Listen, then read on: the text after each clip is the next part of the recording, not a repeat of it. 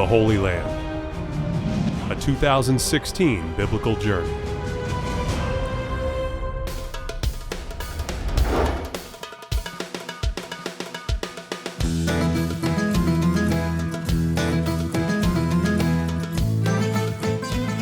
Well, this is Pastor Randy from the land of Israel. We are in the city of Jerusalem. Beautiful, beautiful place at a park near the old city Jerusalem. I have a very special guest with me today, Elder Don Esposito.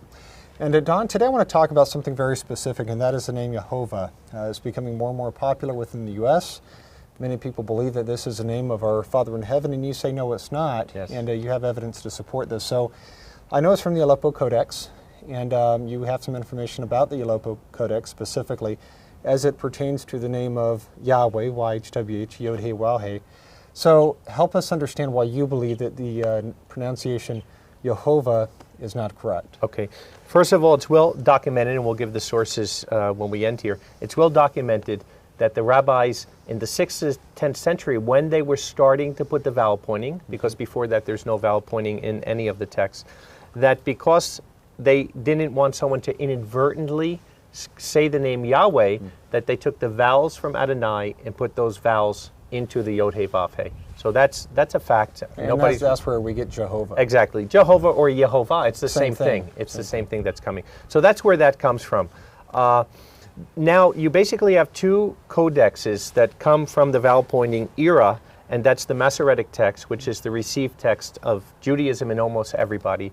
And then there's a second text called the Aleppo Codex.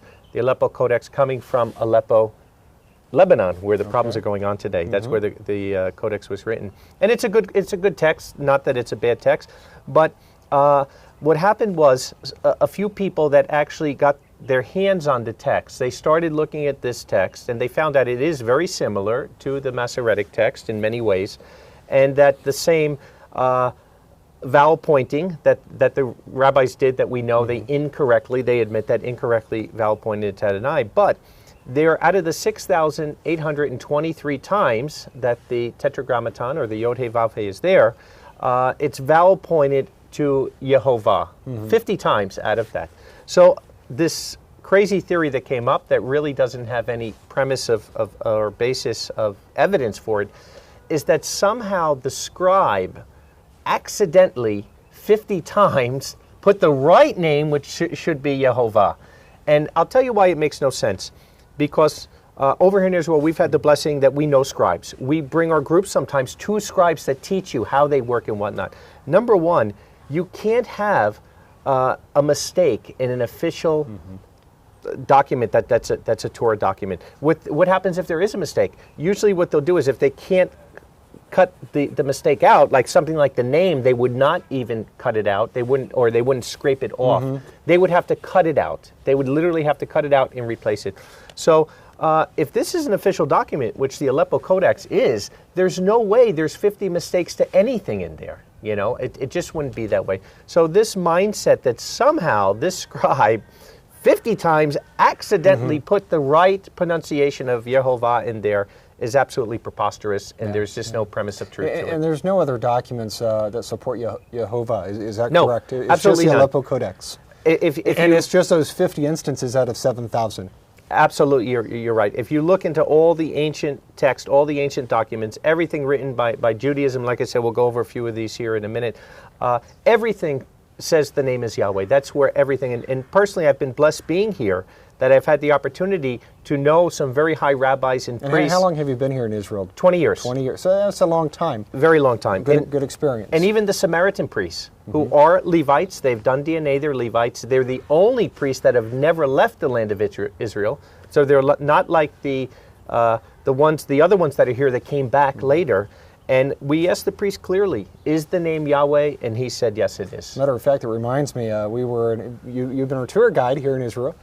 And our archaeologist we had with us, I won't mention his name out of respect, but his wife is a Yemenite Jew, and I had the opportunity while on Mount Carmel to ask him, is the way Don pronounces the name, is that correct? And he says, yes. And he went on to say this, which I found really fascinating. He said, based on my Yemenite wife, which we know Yemenite is the oldest form of Hebrew, he says, based on my Yemenite wife and how she would pronounce the name, is exact. Yes. And I was just amazed. Number one, that he confirmed that, being a Jew, because most Jews won't. And two, that we had the opportunity not to hear just from any Jew, but from a 30-year archaeologist married to a Yemenite wife, a woman. I mean, it's just incredible, in my mind, validation of the name Yahweh. So, we know the name is Yahweh. And, share with us some of the other references, because I think your explanation on the Aleppo Codex is good. Yes. It's very, very important for people to realize that out of almost 7,000 times, only 50 times, and I think your point too with the Jews would not allow a mistake to go by. They were very meticulous with these manuscripts, and it's unthinkable that they would make 50 mistakes. A scribe, an official scribe.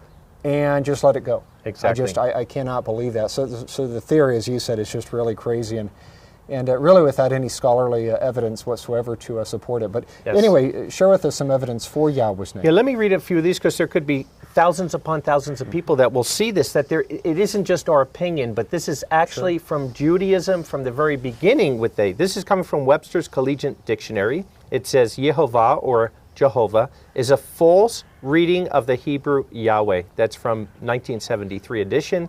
Encyclopedia Americana, Yehovah or Jehovah, erroneous form of the name of the Elohim of Israel. That's coming from 1972, volume 16.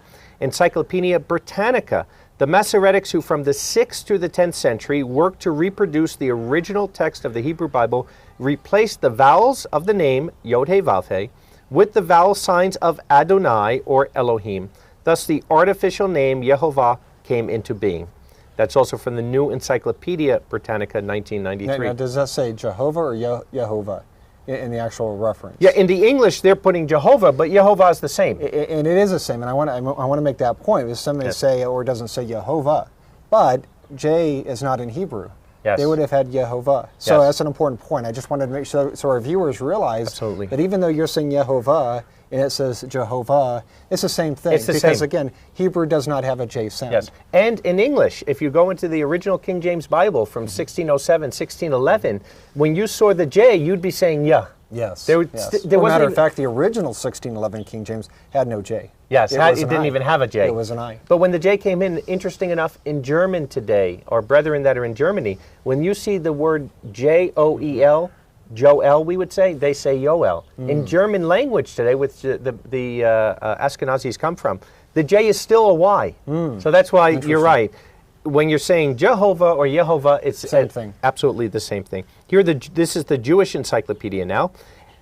Yehovah or Jehovah, a mispronunciation of the Hebrew Yahweh, the name of Elohim. The pronunciation of Jehovah or Yehovah is grammatically impossible. That's amazing. Which is another thing. And remember, in Hebrew, the word Hova means ruin or destruction, mischief. right? I think mischief is in it, but yeah, absolutely. The other thing, just real quickly, and maybe because time, the V or the Vav, I don't think we've mentioned that just yet, but that was added. That was Ashkenazi influence. Yes. The Sephardic Jews, the Yemenite Jews, they still use the Wa, or the W, not the V.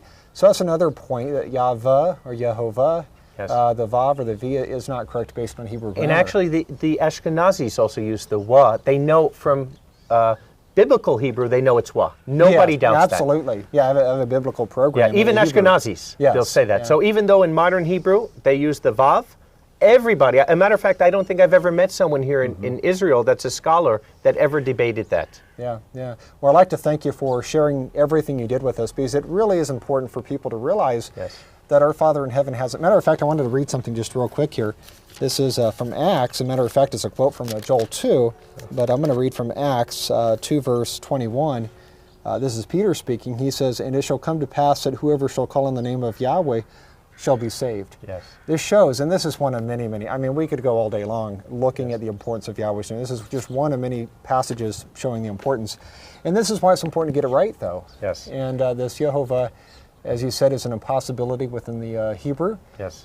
Even within the original English. And what many people don't realize is that J was the last letter to be added to the English alphabet. So, again, it's just not right, and we would encourage anybody debating this name to really look into it, because it's an important, maybe the most important. I don't know what you think, but I think the name of our Father in heaven is maybe the most important aspect of our worship. Absolutely. And there's 68 references in the Tanakh where the shortened form Yah is used. So we know it's Yah. Yeah, absolutely. It's not Yeh, it's Yah. Yeah, yeah. Or again, I'd like to thank you. And again, it's been a pleasure being with you in the Holy Land. And just for our viewers, we're right near the city, old city of Jerusalem, in a park, beautiful park.